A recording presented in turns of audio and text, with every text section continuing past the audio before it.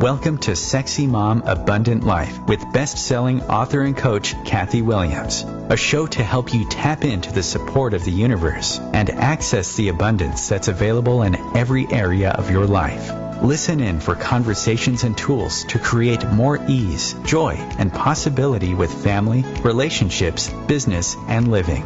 Kathy's joyful perspective will help you tap into your own wisdom and create a life of presence and abundance your way. Listen live on Thursdays at 5 p.m. Eastern, 2 p.m. Pacific, or anytime on iTunes or at IOM FM.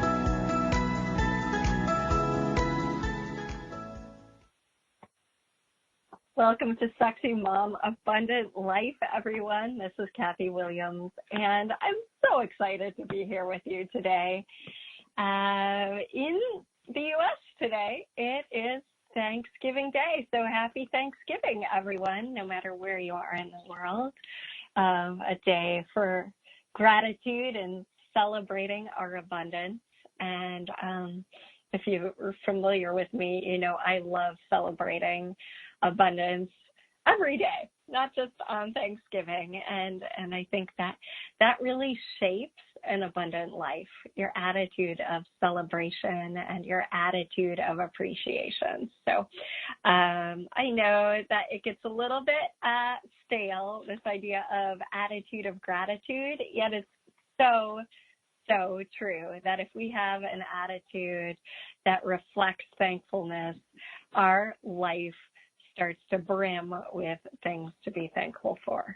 So today's show is really about taking care of yourself during the holidays. And it was the idea was brought to me by a listener, Stacy. So thank you, Stacy. I adore you. I'm so grateful for each and every one of you. And I love hearing your ideas for shows, for classes, for all the different things. And you can find me at meetkathywilliams.com. And there you can also get a free money rain and create your life exercise. And I'm soon going to change that up so you can get a little something different. If you're listening to this in the future, you just might want to pop on over to meetkathywilliams.com and see what's new in terms of the free gifts there. I'll also update you on all the upcoming classes and happenings both on Maui and around the world, including a class. I just did a class called Relationship Hooks and Chords that people loved, and that's available now on my site in the shop. If you have relationship tension, that's such a great thing to check out. And if you have to be around family during the holidays, that's just might be something you want to keep in your back pocket, information about relationship hooks and cords and how to clear them. We're also going to be doing, my assistant, Jennifer, she pretty much had to push and prod and beg me to do a bunch of relationship classes, but she said, Kathy, you have something really special to offer in this area.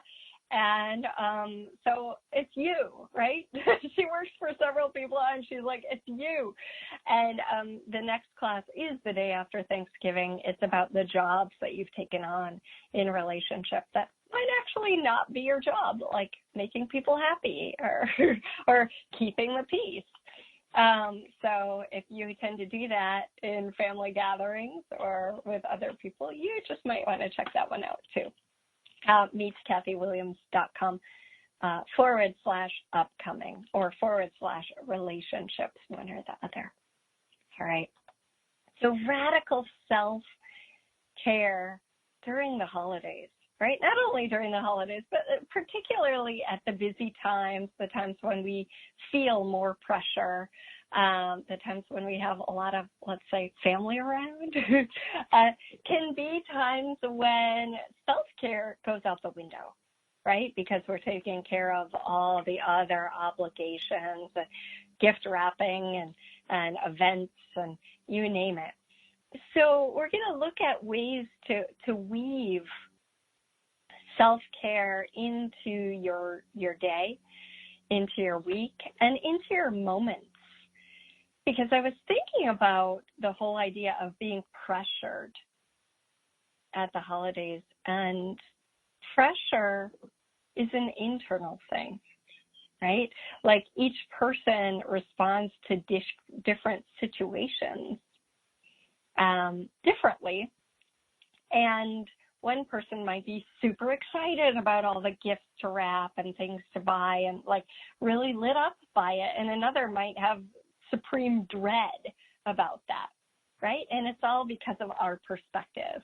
So it's not the outside world doing it to us, it's us doing it to us, even though so often it feels like the outside world doing it to us.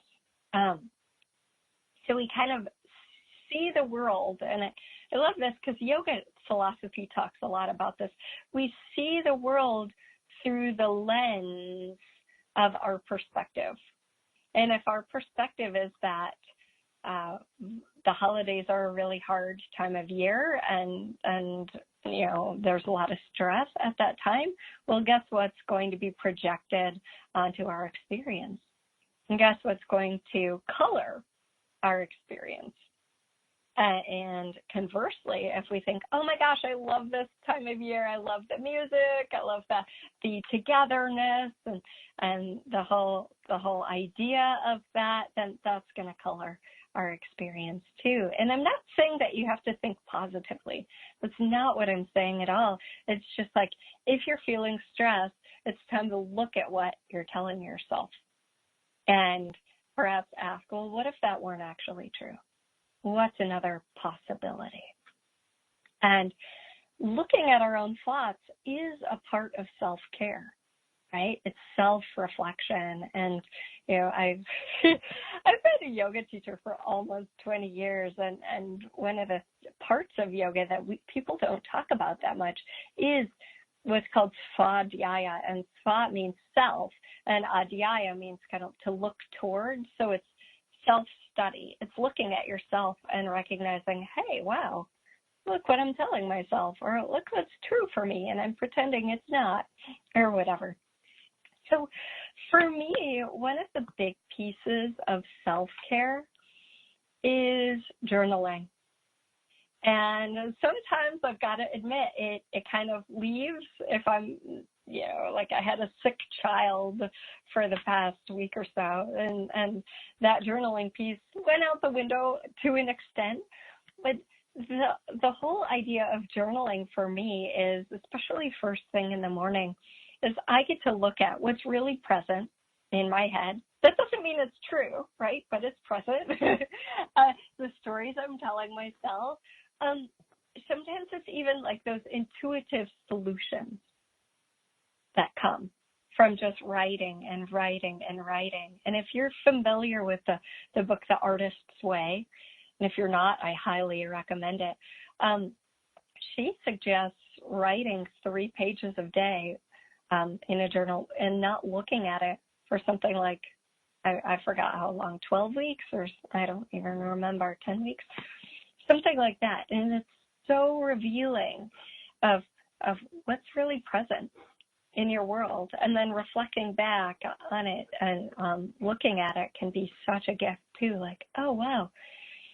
In my book, Relationships Done Easy, which you can find on Amazon, there's a woman who mentions doing that.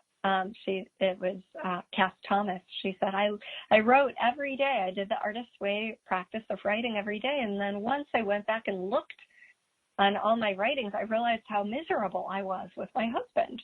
Right? Like, she didn't realize it until she actually went back and read what had been on her mind. So writing can be such a therapeutic practice. And it's actually been researched that the practice of writing down things that you're grateful for changes serotonin levels and changes the way you approach life, because we have this thing I've talked about on the show before called a negativity bias. And if you've been in my Radical Abundance program, you know we talk about that and work to change that quite a bit. Because the negativity bias is the part of the mind that's constantly looking for what's off. And it makes sense, because let's say, thousands of years ago, when you're on the savannah and everything looks peaceful. You've got to still be like that zebra looking for a lion. Is there danger out there, right? Or with your boss, like, is my boss happy with me? They made a smirk today. And we think, oh, that was about me, versus, oh no, they just had gas or a belly ache, right? So that negativity bias of the mind is looking for what's off, what's wrong, so that it can take the steps to fix that. And conversely, if you'll look for what you're appreciative about, that muscle builds, the muscle of appreciation builds, and you'll see more to appreciate. And it's a beautiful thing that I've seen transform lives over and over again. So definitely taking a moment to just write, or even just tap into the things that you're grateful for, has power. It has so much power to change your perspective. Like, oh, well, a lot of times we'll say, well, I have 3 clients, but I really would have liked to have 5. Well, oh my gosh, but I'm not looking at the fact that 3 is more than I had, 3 weeks ago. Right? And so just building that appreciation muscle helps you stay in the state of positive vibes, which actually draws more, like attracts like. So you draw more positivity to you. So that, to me, is the first step in self-care. It's really kind of dumping all the stuff onto the page, and also reflecting on what you're grateful for and tapping into that energy. And sometimes dumping our stresses onto the page is not enough. We actually have to talk to someone, and that's an amazing thing too. Have to call a friend, the phone a friend program or idea, or having a coach. I've had coaches for years and years, probably almost 20 years now, because it's a space of non-judgment in which I can bounce ideas off and see a new perspective and come to some clarity, which is a huge gift. Or even talk about that stressful person in my life and reframe it and come to some peace around it. So the other really important thing that I'd like to mention before we go to break is remembering that you cannot do it all well. Right? You can't do it all. And a lot of times, during this time of year, there are more parties to go to, there are more people to see, there are more things to do. Maybe we feel like we also want to volunteer, and then I know as a parent, kids have off school for at least 3 weeks. So it's like compounded stuff. More is added to the schedule. And what I love to remind people is that saying no to something means saying yes to something else, right? So maybe you have all of these things to go, all these different parties to go to, all these events, and maybe a Christmas, concert. Kids are in different things like that, and looking at okay, which ones really light me up? Which ones are going to create greater for my life? And what can I let go of? What can I graciously decline? Maybe it's the party that's an hour away. Actually, last week I declined one that was an hour away. It's just I would so love to go, and it's not going to work for me this time. So we automatically, by letting go of one thing, we are saying yes to something else, whether that something else is more solitude or a quiet moment at home with the family or whatever it is. We're saying no to something so we can say yes to what we value even more. And the thing is, a lot of us are in relationships in which it's a little bit more complex than, oh, well, I don't want to go to my husband's Christmas party. And what will it create if I do that? Oh, yeah, that's important to him. So I'll go, right? That's going to actually create more for us. So I'll go. Or I don't want to fly across or drive across the country to go to this family gathering. And what's it going to create if I do? I remember Simone Milasas, who's the founder of Joy of Business, saying there was one holiday, I think it was Christmas, she did not want to go see her family. She would much rather have been with her friends, and she voiced that loud and clear, and yet it was very palpable to her that she needed to go to her family's gathering. And then I think it was her father died the next year, so that was her last Christmas with him. And so following that awareness, even if it might not actually be what you would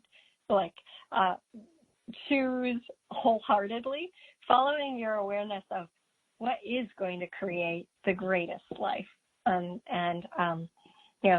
tapping into that and choosing that and letting some of the other stuff fall away. Because part of the name of the game is approaching this season with presence. And if we're just so scattered and full of things to do, then we can't truly enter it with the presence that we could have available to us. So maybe even writing down and looking at, okay, what are all the things I have scheduled, and now what can I say no to so I can say yes to more peace? Thanks so much for listening to Sexy Mom, Abundant Life, everyone. I'll be back in just a few minutes.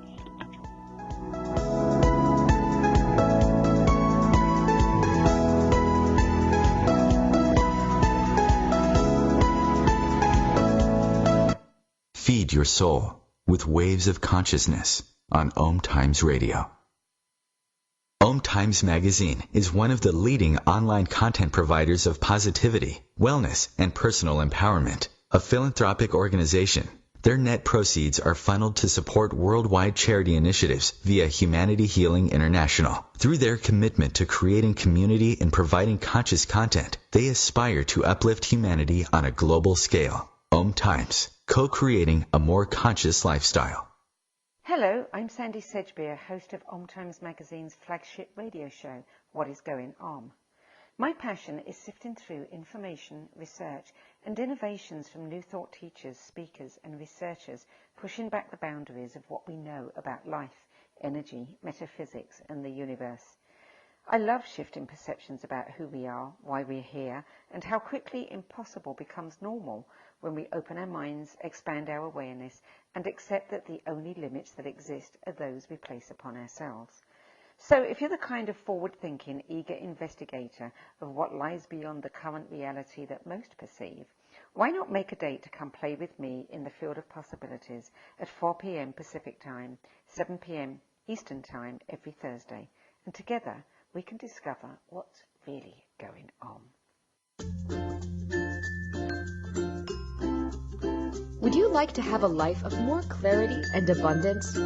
What's possible for you when you get out of your own way? Connect with Kathy Williams for private coaching, or join her online to transform your relationship with abundance in every area of your life with the Radical Abundance course. Kathy also travels, facilitating radical abundance and access consciousness bars and foundation around the world. She'll be in London, Hawaii, Hilton Head, and other fun locations soon. Visit www.meetkathywilliams.com for a class schedule, to connect with Kathy, or invite her to your region and get some free goodies. Hey, hon, what you doing with your phone? Taking pictures? No, I'm asking it questions. Like what? Hey, Bobo, do flowers have best friends? I'm sorry. I'm afraid I don't know that. Hey, follow me. I want to show you something. Look, flowers do have best friends. Whoa. Some answers can only be found in nature. Discover the unsearchable. Visit discovertheforest.org to find a trail near you. Brought to you by the United States Forest Service and the Ad Council.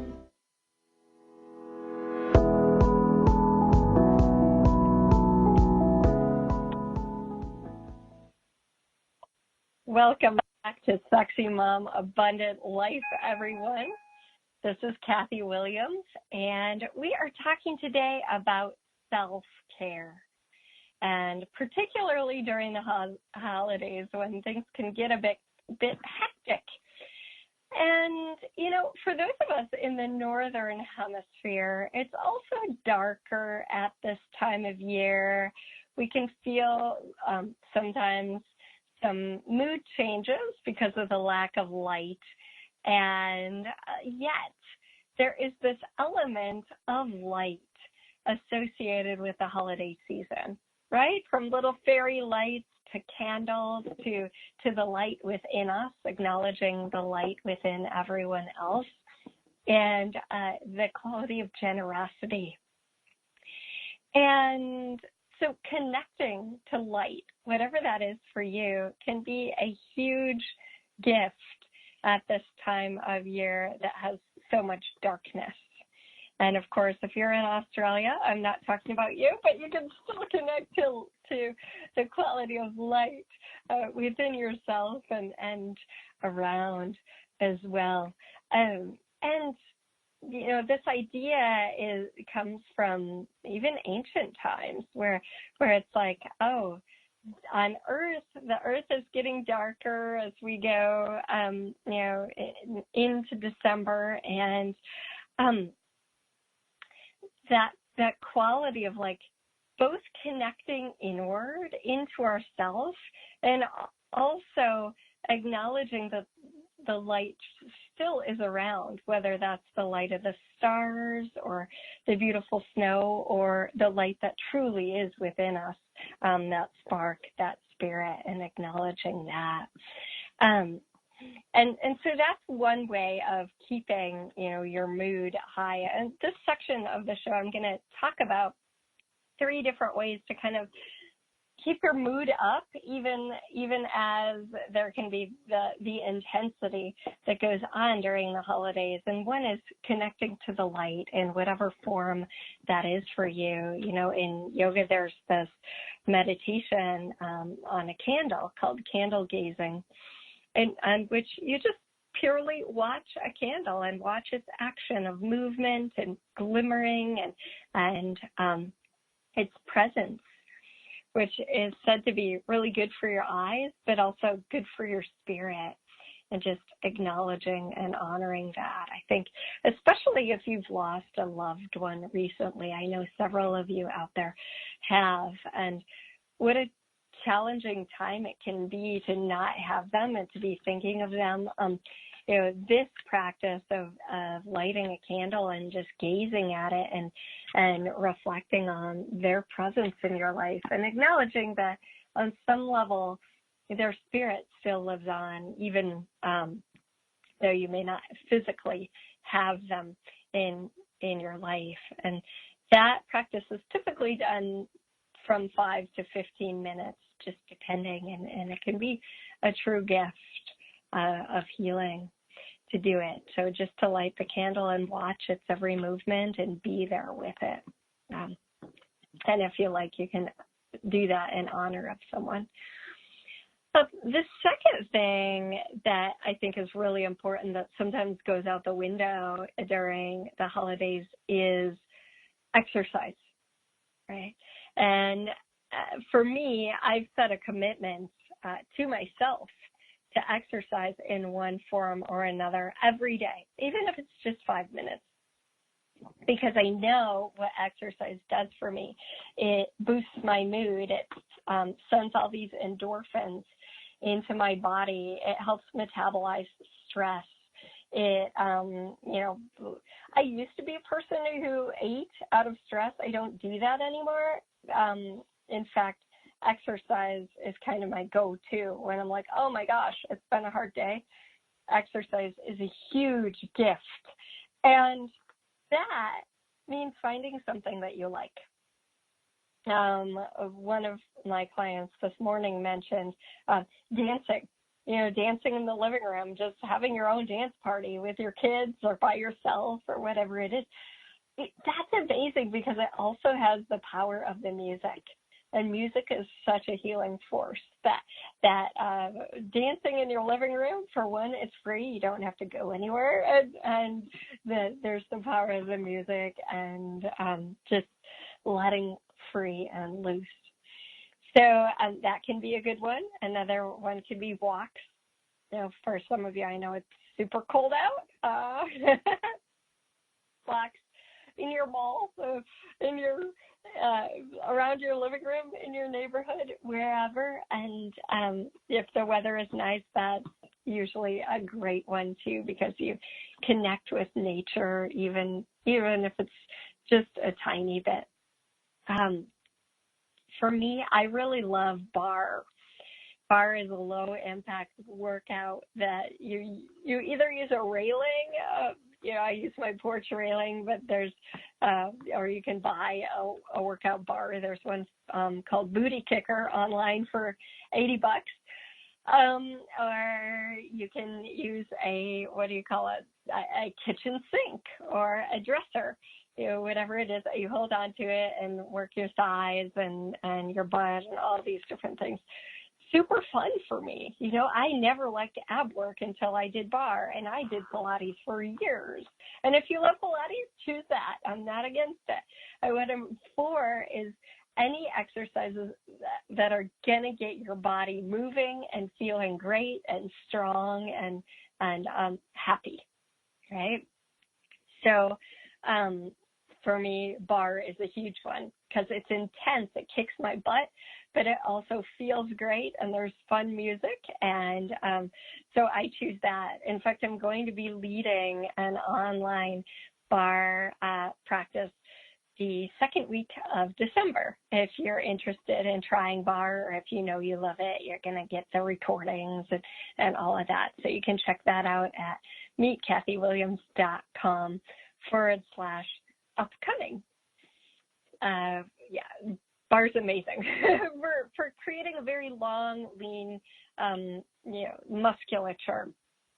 And yoga. I love yoga too. I did yoga this morning, and one of my favorite elements of it is it works with the breath. Like, it's very breath-based and clears the head, which is huge, especially when we're under stress. So just finding what you like. I know some of the listeners love Nia, which is kind of a dance-based workout, or Zumba, and it's really all about what you'll do.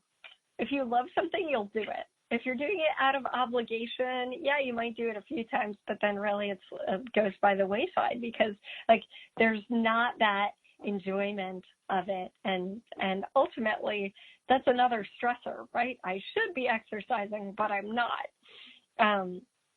So finding something that works for you and vary it up, right? One thing I love about barre is you can do similar things, but there's a lot of variety. Same with yoga. There are thousands of yoga postures. So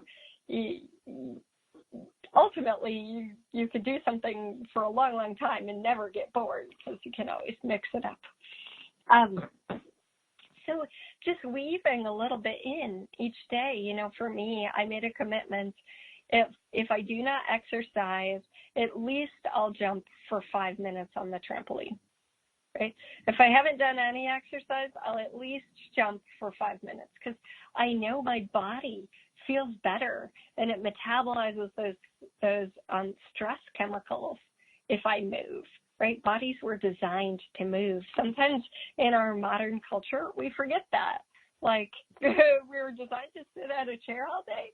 No, bodies were designed to move. So just facilitating that by maybe parking a little farther away from the place you're going, or finding a hiking buddy or something like that. If you're someone who needs another person to exercise with you, commit to a class or find a hiking buddy or do what it takes to get your body moving, even if it's just for 5-10 minutes a day. The next thing I wanted to mention in terms of keeping your mood up, I mean, also what we talked about early in the show, doing journaling and things like that, is such a big one. And the next thing I wanted to mention is smiling. It's so interesting. There was research done, and I'll have to look it up and maybe even post it for you. Research done about the power of smiling, and it's, I think the guy was really being cute when he said it's like eating. You could eat 20 chocolate bars, or you could just smile. And I'm going to look it up on the break, because he said, like, the endorphins that are released when you smile actually are huge, right? You wouldn't think that just smiling, lifting the corners of your mouth would do that much, but it really does. So smiling, starting to breathe slowly and let go of your stress just for deep breathing can do so much for keeping our attitude up at this time of year and all times of year. Really, it's such a useful practice just to, okay, I'm going to make a deliberate attempt to smile and let everybody else's stuff go, and make sure I breathe, even if it's when I'm just at a stoplight, remembering to breathe, remembering to exhale, because when you exhale, you're actually getting rid of the extra carbon dioxide in your breath, in your lungs, so that you can receive more oxygen. You know, it's very fascinating. There was a study done on the power of smiling, which shows that on baseball cards, if players smiled, they lived almost 80 years, versus players who didn't smile on their baseball cards. These are professional baseball players. They lived an average of just about 73 years. So smiling and what it does for your mood and what it does for your body is quite profound. Pretty crazy, huh? The power of smiling. And this tool I wanted to share from Access Consciousness because it's a powerful one, recognizing that not every emotion, not all that stress, the depressed thoughts, whatever it is not necessarily yours. All right, so you're an aware being. You're so aware that probably when your mother or your child is in a bad mood, even if they're not around you, you'll pick up on it, right? So in that case, instead of trying to figure out, why do I have this bad mood? Where's it coming from? What can I do to get rid of it? I have to, do all these different techniques to get rid of it. It's just like, oh, is that actually mine? Okay. And if not, just let it go. I like to say now, I used to say return it to sender, and I've been massaging a lot of people, and it's like something pops out of their hip, right? An energy pops out of their hip. I don't necessarily need to return it to sender. Just recycle it to the universe. Let the universe choose, because that's much wiser than what I could do with it, right? So is that stressed thought, is that bad mood, is it actually mine? And if not, okay, recycle it to the universe. Let the universe, take it back, or send it to the earth as fertilizer for something new. So I find that I've done the practice of, for 3 whole days, for every thought, just saying, okay, who does that belong to? Who does that belong to, right? Who does it belong to? Meaning, oh my, if it lightens up at all, if it leaves, it wasn't mine, right? Or you could say, is that really mine? And then if not, just let it go. Is that one mine? Is that one mine? Who does it belong to? who's it belong to sometimes gets us in our head because we're like, was that my mother or my spouse or, or the lady at the grocery store, right? Whereas if it's like, oh, is that one even mine? Like, oh no, it's not. It's a huge meditative process and so freeing because we no longer have to try to figure out all our thoughts, feelings, and emotions. We just recognize, oh, I'm aware. You could even ask, oh, is this just awareness? Is that just awareness? So let's do that together for a couple of minutes. Just for each thought, you can ask, is that actually mine? Or you could say, is that just awareness? Is that just awareness? Even your sensations, I just had a little tension in my chest. Is that just awareness? Is that just awareness? Is that just awareness? So you're helping to remind yourself that you're so aware. And not all of it is yours to do something with. And, imagine, like, you go to Walmart or you go wherever you go, and, like, there are 75 people who are carrying stressed, and you're super aware. So all you have to do is say, oh, is that just awareness? And then let it go. You didn't have to carry it around for 20 more hours. And one of the things I like to do with that awareness is kind of expand beyond it. So let me recognize that I'm bigger than I'm identifying with. I'm expansive.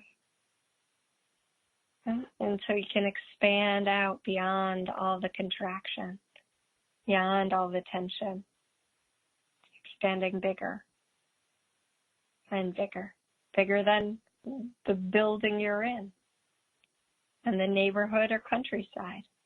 Expanding the spaciousness that you be, so you're not identifying as being a small, stressed out individual. You've got the whole universe at your back. It's all working with you if you'll just tap into that.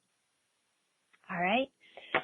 We're going to head to break in just a moment. Here we are. And thanks for listening to Sexy Mom, Abundant Life, everyone. I'll be back in just a moment.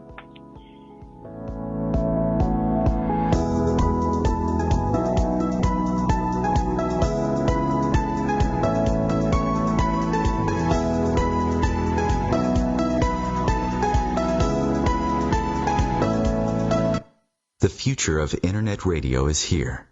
OMTimes Radio. IOM FM. Ascending Hearts is no ordinary dating site, but a spiritual dating site with a purpose, to link you with your soulmate. We engineer the serendipity so you can trust that you will attune with someone that has the same matching vibration as you. Ascending Hearts, the conscious dating site for the spiritually aware. Try Ascending Hearts for free. AscendingHearts.com.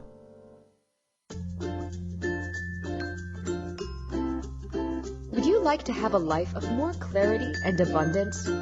What's possible for you when you get out of your own way? Connect with Kathy Williams for private coaching, or join her online to transform your relationship with abundance in every area of your life with the Radical Abundance course.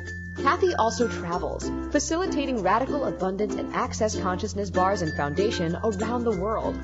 She'll be in London, Hawaii, Hilton Head, and other fun locations soon. Visit www.meetkathywilliams.com for a class schedule, to connect with Kathy, or invite her to your region and get some free goodies.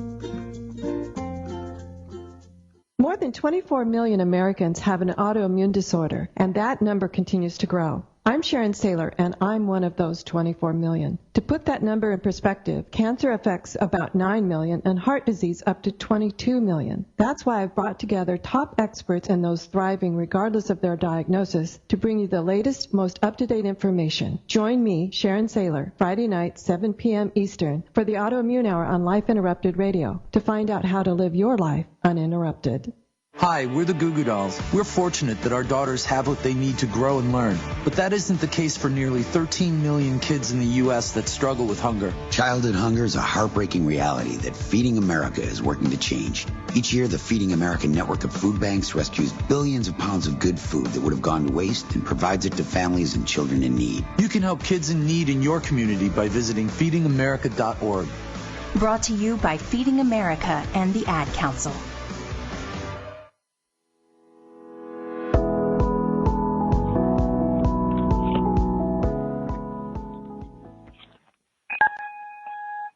Welcome back to Sexy Mom Abundant Life, everyone. This is Kathy Williams, and today's conversation is about radical self-care during the holidays. And of course, it's not limited to the holidays, but this can be a challenging time, a full time. And what I'd like to emphasize is that even just 5 minutes can be so rejuvenating. So whether it's 5 minutes of exercise we just talked about, or 5 minutes of deep breathing, it's like so often we think, well, I don't have time, and that's just an excuse, right? How many 5 minutes do you waste on social media? Okay? You could even do the deep breathing right before you go to bed or right before you get out of bed. You know, it's like finding these little pockets, like a little bit adds up. It's not like you have to have 20 minutes or an hour to do yoga in order to take care of yourself. It's like, okay, what can I weave in? And be gentle with yourself. You know, I think a lot of times the biggest thing is that we get hard on ourselves trying to pack it all in. Oh, I didn't exercise for an hour, or I wasn't able to be at all these different events. And it's like our ambitions sometimes get in the way of our joy, right? Like, what are you able to let go of, including letting go of expectations? How much can I just soften into this season and allow myself to be happy, even if my annoying uncle is around? Or even if, you know, 2 of the family members are fighting at this event, or even if I didn't end up making everybody's holiday gifts or whatever it is. It's like, what if you could just let that go? Because in the long run, it's small stuff. And if you show up present and at ease, there's a gift in that radiates out to all of the people you interact with. And, you know, I mean, we're going into Thanksgiving today on the radio, although this is a pre-record. And you know, I was thinking about the sweet potatoes I usually make for Thanksgiving, and I will be making those. But if I didn't have the time, I wouldn't be ashamed to buy something and just take it to the gathering either, because it's like, what's going to create the greatest? And I think that's one of the questions we just get to keep asking. It's like, what's going to create the greatest? To go to this event or to stay home? What's going to create the greatest? To like spend my money on all these gifts, or to tell everyone, hey, we're going on this fun vacation and this is going to be our Christmas gift together, right? What's going to create the greatest? And then keep following that. And that may mean some other people's expectations are sort of dashed, and I love the Kyle Cease quote that you can't break anyone's heart. You can break their expectations. Yet sometimes those are meant to be broken, where it's like, I'm choosing what's going to create the greatest, and that doesn't meet their expectations, but that's okay. So kind of that quality of don't sweat the small stuff, be gentle on myself and be gentle on others, right? Knowing that maybe they also won't meet my expectations, which means I set myself up right? Because you can't be disappointed unless you build something up to be disappointed about. So, and the other thing that I really encourage is kind of taking a look at how you're spending your time. And this is such a useful thing. It's not an easy thing. And you may like to do it during the holidays or sometime after, but like a time log. Because a time log where you essentially kind of take note of what you're doing just about every 10 minutes. Like, well, for that 10 minutes, I was on Instagram and on Facebook, and, I meant to be on Facebook looking something up, but I got distracted and pulled in this direction, right? Or, for that 10 minutes, I was working, right? I was actually working for 3 10 minutes. Whatever it is, because then you really get to look at how is it I spend my time, and you get real with yourself. Because each of us, no matter our accomplishments, only has the same amount of time each day as everyone else. So if we don't have time for what we think is important, it's important to look at where that time is going. And like I said, a time log isn't easy, but it really helps us see like, I say I want to be, for me, it's I say I want to be writing. Yeah, I'm not actually writing. I'm doing all these other things, right? Like, and I am, quote, busy, and I am productive. Like today, I'm going from, I already did 2 coaching calls and a yoga class, and now a radio show, and right after this, another coaching call, and then 2 massages, right? It's not that I'm not doing productive, useful things. It's just like, I say writing is important to me, and yet am I actually scheduling that? So one thing I've found is really useful for me is scheduling things and then holding myself accountable or asking someone else to keep me accountable, because I might schedule writing and then someone says, hey, Kathy, do you have time for a coaching call? And I'll be like, yeah, right, during my writing time. So having someone else like a coach is so useful for accountability. Or if you have a non-partial friend, often that can be useful as well. And reminders on the phone. Right? Every single day, my phone tells me write. And my phone reminds me to be gratitude and be grateful. And my phone reminds me of certain questions I like to ask during the day. Like, how much space can I be to change this? Right? That's one of my favorite questions. I have that right in my phone as a reminder. So every day it pings me. Hey, or is this just awareness like we discussed in the second part of the show? It reminds me. My phone gives me these little ping reminders. Oh, yeah. All right. Remember to ask that. So scheduling things in and getting reminders, because our minds are so distractible, at least if you're like most of the people I know, right? Super distractible. So, and I did a whole show about focus, and after reading a beautiful book called, I think, Hyper Focus, amazing book. And what else can you weave in ways that, like, if you're exercising, maybe you want to listen to your favorite music, or maybe you like to listen to an audiobook. So things that feed you and nourish you. And in the first part of the show, we talked about journaling, and sometimes it's useful to look at, like, what really feeds me. And not just in terms of food, although including that, friendships, a walk on the beach, yeah. Oh, actually, holiday music and some great wrapping paper and just making beautiful packages feeds me. And if so, do it. Oh, going to the annual tree lighting or annual menorah lighting, that feeds me. Okay, cool. Do it. Okay.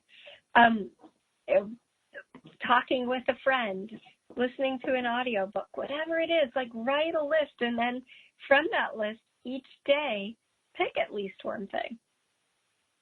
Oh, a bubble bath, or sitting with my feet up, drinking a good glass of red wine or my favorite tea, whatever it is, so that these days are enriched by those things that actually feed you, not only physically, but on a soul level. After all, if we're making so many things that aren't truly important to us, we kind of end up losing ourselves in the process. So what activities feed you? And how can you find ways to weave those in? Or how can you find ways to let go of the things that you thought were super important that actually aren't? Maybe you're going to make sugar cookies and you go for the mix that's already in a can or something like that. It's like shortcuts are okay sometimes. You're not bad if you're doing that. So that's the next thing. It's like, don't make yourself wrong. Oops, I mentioned someone's ex. Okay, whoops, I didn't know. I'm sorry, right? I had to use the cookies in a can because we didn't have time. That's okay, right? What can you let yourself off the hook for? How much more ease, how much more gentle would you be willing to be for yourself? Okay? And, a good way of gauging that is like, how would you treat a really good friend who did the very same thing? Mentioning their ex or taking a shortcut or whatever it is. It's like, is that such a big deal? Can you treat yourself like a very kind friend? So, radical self-care is really about finding the things that are caring for you. And also being aware of the way you're treating yourself, right? And in any given moment, you're just a thought away from presence.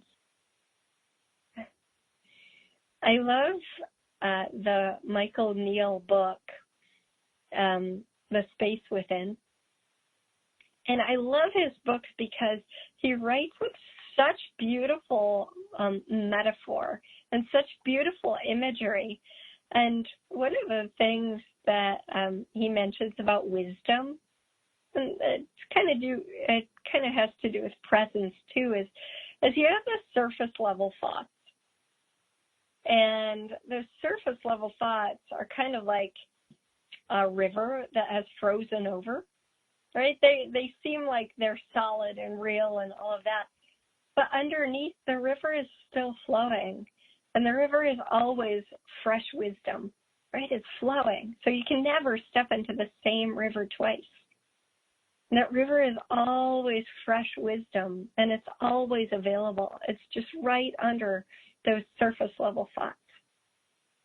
And so if you allow yourself to just go a little deeper, recognize that, okay, whatever thought you're having is just a thought. It's not a significant thing. And it will pass in just a moment. That right there next to you, within you, really is a deep wisdom. And there's the richness that you can access. I feel just kind of like soften in. Right? So have a wonderful, wonderful Thanksgiving, wonderful holiday season. How much richness can you find in each moment? What connection is available that you never realized was available? Okay?